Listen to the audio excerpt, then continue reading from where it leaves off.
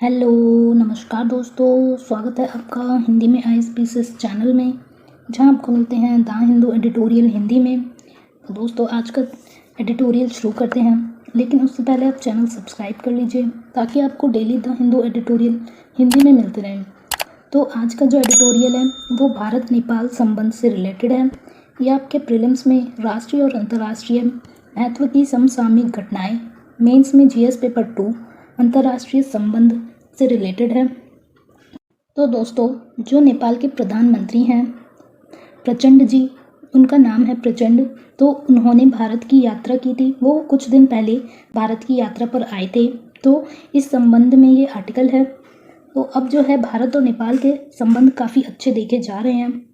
जो नेपाल के प्रधानमंत्री हैं पुष्पदहल प्रचंड, उनका ये तीसरा कार्यकाल है, यानी कि इससे पहले वो 2008 में नेपाल के प्रधानमंत्री बने, उसके बाद 2016 में बने और अभी रिसेंटली बने हैं। तो उन्होंने जो है भारत के साथ अच्छे संबंध जो है विकसित करने का निर्णय लिया है, और यही इस संपादकीय का संदर्भ है। ये एक मैप है जिसमें कि इंडिया और नेपाल के बीच में जो सीमा विवाद है, जैसे कि ये वाला है काला पानी, तो ये वाला जो है एरिया, ये इंडिया कहता है कि ये उत्तराखंड के अंदर आता है, तो ये हमारा है, जबकि नेपाल कहता है कि ये उसका है। तो ये वाला जो है सीमा विवाद से रिलेटेड है, और इसके पास ही है लीपू लेक, इधर है लिम्पिया धुरा। ये काला पानी जो जगह है, इस पर ये सीमा विवाद हो गया है। तो ये थोड़ा सा मैप हमने देख लिया है, और ये तीनों जो जगहें हैं, ये लिम्पिया थुरा, लीपू लेक और ये काला पानी, ये विवादित एरिया है। दोस्तों, इससे पहले जो नेपाल के प्रधानमंत्री भारत की यात्रा पर आए थे, उस संबंध में जो एडिटोरियल आया था वो भी मैंने आपको पढ़ाया था, तो वो आप देख सकते हैं। ऊपर आई बटन में आपको शो हो रहा होगा, तो जब आप वो देख लेंगे उसके बाद ये वाला देखिएगा तो आपको और ज़्यादा अच्छे से समझ आएगा। तो जान लेते हैं भारत नेपाल संबंधों के बारे में। दोस्तों, भारत नेपाल के जो संबंध हैं वो काफ़ी सदियों से चले आ रहे हैं। दोनों ही देशों की जो भौगोलिक स्थिति है, ऐतिहासिक, सांस्कृतिक और आर्थिक संबंध हैं, वो काफ़ी विशेष महत्व के हैं। भारत और नेपाल जो है वो हिंदू और बौद्ध धर्म दोनों ही जो धर्म है उन्हें साझा करता है, और जो बुद्ध की जन्मस्थली है लुम्बिनी, वो वर्तमान नेपाल में स्थित है। तो इस प्रकार काफ़ी ज़्यादा भारत और नेपाल के संबंध अच्छे रहे हैं, और ये जो दोनों देश हैं इनके बीच विवाह और पारिवारिक संबंध रहे हैं, जिसकी वजह से दोनों देशों को रोटी बेटी का रिश्ता के नाम से जाना जाता है। ये जो 1950 की शांति और मित्रता की संधि है, ये क्या है? तो दोस्तों, ये जो संधि है ये दोनों देशों में निवास, संपत्ति, व्यापार और आवाजाही के लिए भारतीय और नेपाली नागरिक दोनों के लिए पारस्परिक व्यवहार की बात करती है। यानी दोनों ही देश जो हैं उनके जो नागरिक हैं वो आवाजाही उनकी हो सकती है, वो संपत्ति खरीद बेच सकते हैं, व्यापार कर सकते हैं या फिर निवास कर सकते हैं। तो दोनों ही देश जो हैं वो व्यवसाय में भी काफ़ी अच्छी संबंध स्थापित करते हैं। हथियारों की जो पहुंच है वो नेपाल को भारत से हथियारों की पहुंच प्रदान की जाती है। तो नेपाल के साथ भारत का क्या रुख रहा है वो जान लेते हैं। भारत जो है वो नेपाल के साथ एक नई शुरुआत करना चाहता है। जो हमारे मोदी जी का नारा रहा है कि नेबरहुड फर्स्ट, यानी पड़ोसी पहले, तो नेपाल के साथ वो काफ़ी अच्छे संबंध स्थापित करना चाहता है। उनकी एक नीति है जो कि HIT नाम से नेपाल के साथ जानी जाती है। तो H का मतलब है हाईवे, यानी नेपाल और इंडिया के बीच अच्छे हाईवे स्थापित करना। I से है इन्फोवेज, यानी कि इंटरनेट कनेक्टिविटी को बढ़ावा देना, और T से है ट्रांसपोर्टेशन, तो ट्रांसपोर्ट को दोनों देशों के बीच बढ़ावा देना।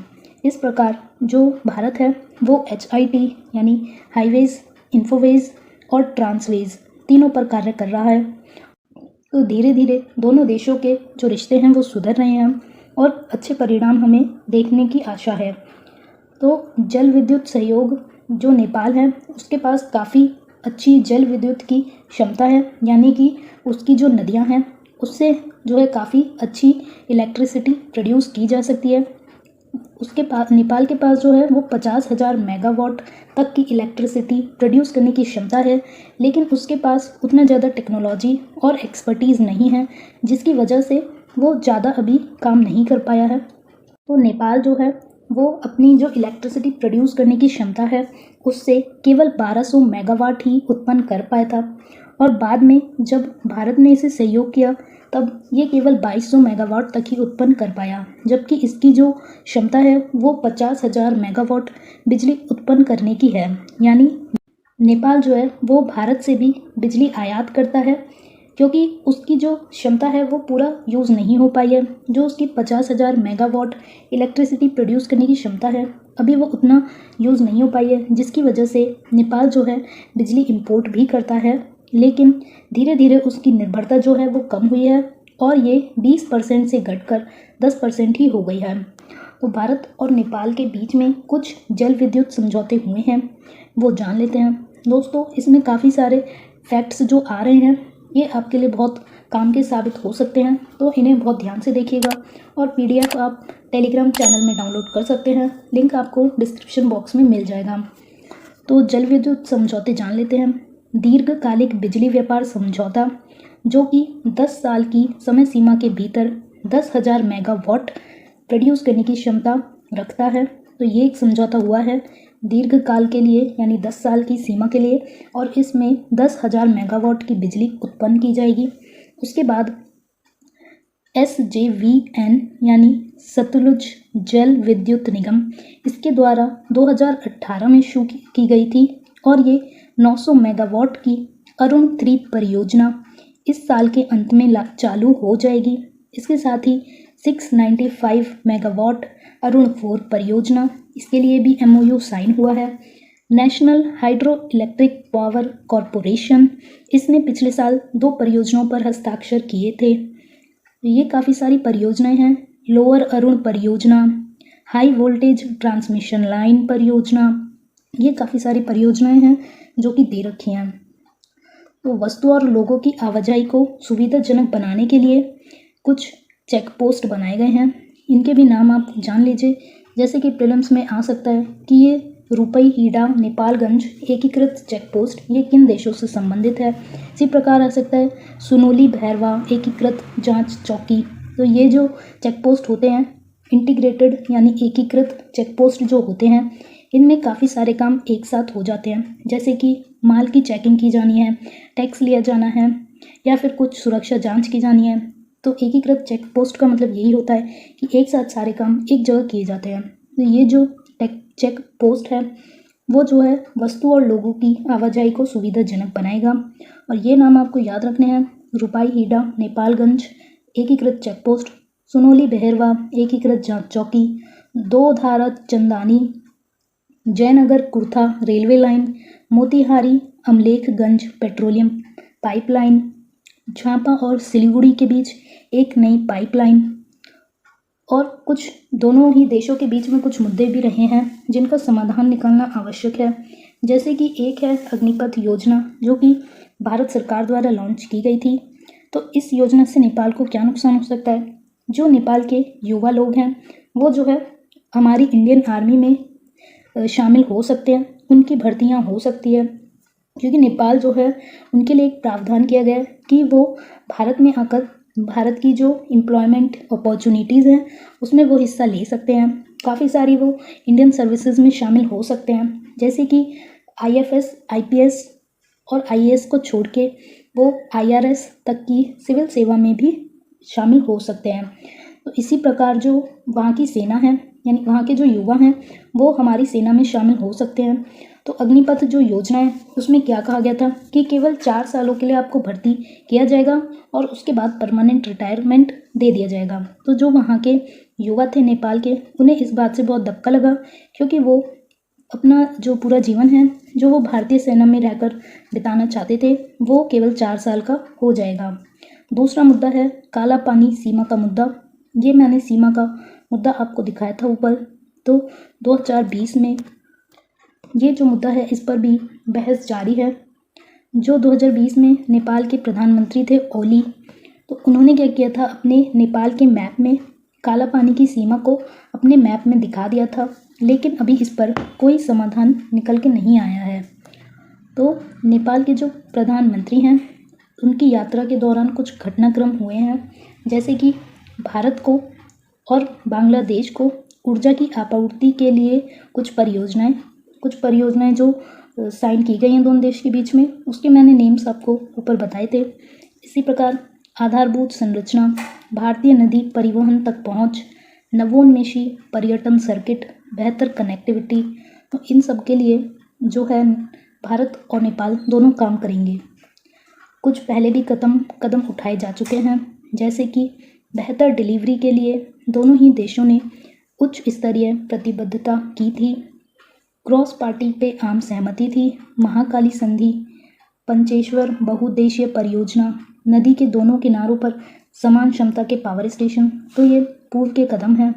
और अंतिम रूप से विस्तृत परियोजना रिपोर्ट, जिसमें कि दोनों ही सरकारों को शीघ्रता से रिपोर्ट प्रस्तुत की जाएगी, वित्त यानी फाइनेंस की व्यवस्था की जाएगी और कार्यान्वयन के तौर तरीकों को 1 वर्ष के भीतर पूरा करने की मंजूरी दी जाएगी। तो भारत और नेपाल के बीच कुछ परियोजनाएं हैं, जैसे महाकाली संधि, अपर कर्णाली परियोजना, अरुण 3 परियोजना और सेती नदी परियोजना। इन सब के नेम्स आप अपने एग्ज़ाम में लिख सकते हैं। आगे बढ़ने का रास्ता यानी वे फॉरवर्ड जान लेते हैं, लेकिन उससे पहले आप चैनल सब्सक्राइब कर लीजिए ताकि आपको डेली हिंदी में एडिटोरियल मिलते रहें। तो सबसे पहली चीज़ है कि दोनों पक्षों को विवादास्पद जो मुद्दे हैं, जैसे कि सीमा विवाद है, उनको आम सहमति से सुलझाना होगा। दूसरी चीज़ है 1950 की भारत नेपाल संधि, जो कि शांति और मित्रता की संधि कही जाती है। तो ये जो संधि है, इसके द्वारा नागरिकों को रोजगार दिया जाता है और सरकारी नौकरी के लिए ये आवेदन कर सकते हैं।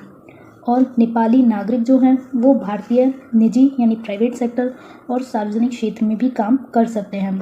तो इसी प्रकार दोनों देश के संबंध को बढ़ावा देना चाहिए। इतिहास में जो कुछ विवाद दोनों देशों के बीच हो चुके हैं, उनका निपटान होना चाहिए। दोनों ही देश के जो विवाद हैं उन्हें आपसी सहमति के द्वारा और बहुत सावधानीपूर्वक सुलझाया जाना चाहिए। नेपाल के लिए असली चुनौती है भारत के साथ सहयोग को राजनीतिकरण से मुक्त करना, यानी कि जो नेपाल है, नेपाल की जो सत्ता है, वहाँ पे जो राजनीति है उसमें स्वार्थ नहीं आना चाहिए मंत्रियों का। उन्हें अपने देश, अपने नेपाल की जनता के लिए जो हितकर है उसके बारे में सोचना चाहिए, तभी वहाँ पे बात बन सकती है। वरना वहाँ के अगर नेपाल के जो मंत्री हैं वो केवल स्वार्थवश भारत आएंगे और अपने नेपाल के बारे में नहीं सोचेंगे, तो उससे नेपाल के लिए खतरा होगा। तो ये आज का एडिटोरियल था। अब जान लेते हैं अभ्यास के लिए एक प्रश्न। तो प्रोजेक्ट मौसम को पड़ोसियों के साथ रिश्ते सुधारने के लिए भारत सरकार की एक अनूठी विदेश नीति पहल माना जाता है।